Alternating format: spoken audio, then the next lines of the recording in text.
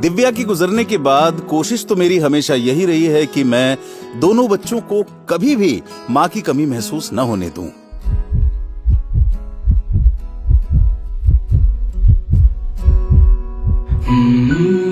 कहीं इस चक्कर में मैं बाप कम और मां ज्यादा तो नहीं बन गया हूं। पर मेरी बेटी है कि खुद को मेरी मां समझती है। बहुत स्ट्रिक्ट मॉम है भाई।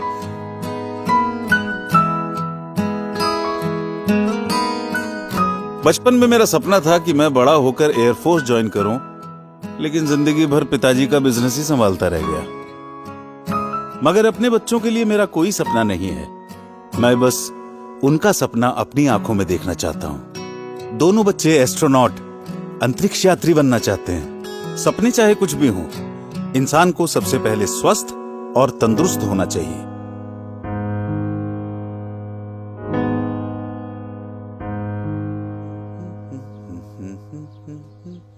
रिया, तैयार हो जाओ।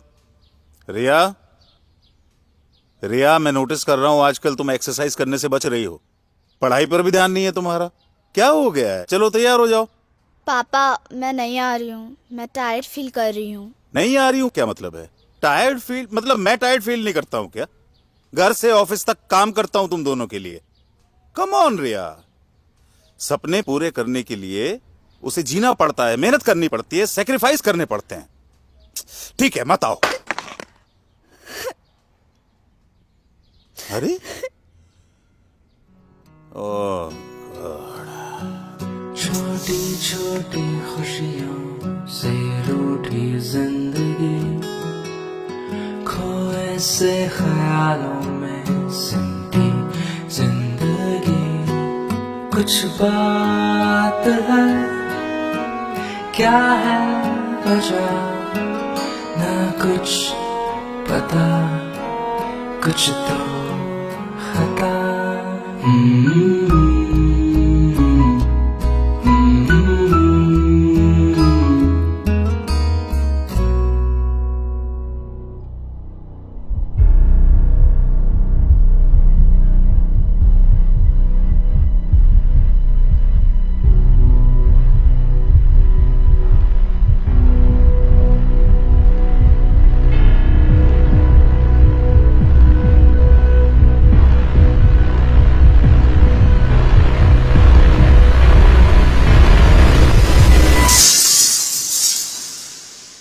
दिव्या, लगता है हमारी रिया बड़ी हो गई है।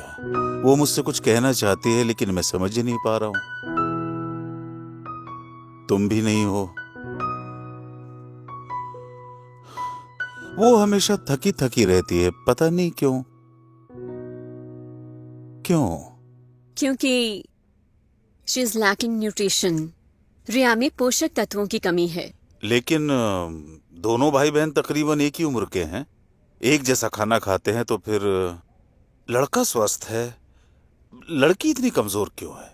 क्योंकि इस उम्र में लड़कियों का मेनिस्ट्रुअल साइकिल शुरू हो जाता है। लड़कों को ये समस्या नहीं होती। इन दिनों लड़कियों के शरीर से अधिक रक्त बहने के कारण उनमें रक्त की कमी हो जाती है। इसकी भरपाई के लिए रिया को अधिक पोषक तत्वों की आवश्यकता है, जो कि रोजाना के भोजन से उसको नहीं मिल पाते। इसके लिए रिया को लेना होगा रोजाना न्यूट्रीचार्ज वुमेन और न्यूट्रीचार्ज स्ट्रॉबेरी प्रोडाइट, जो उसके शरीर में प्रोटीन, विटामिन, मिनरल जैसे आयरन, कैल्शियम और फाइबर, इन सब कमियों को पूरा करके उसके शारीरिक और मानसिक विकास में मदद करेंगे, ताकि वो आने वाली जिम्मेदारियों को अच्छे से उठा सके।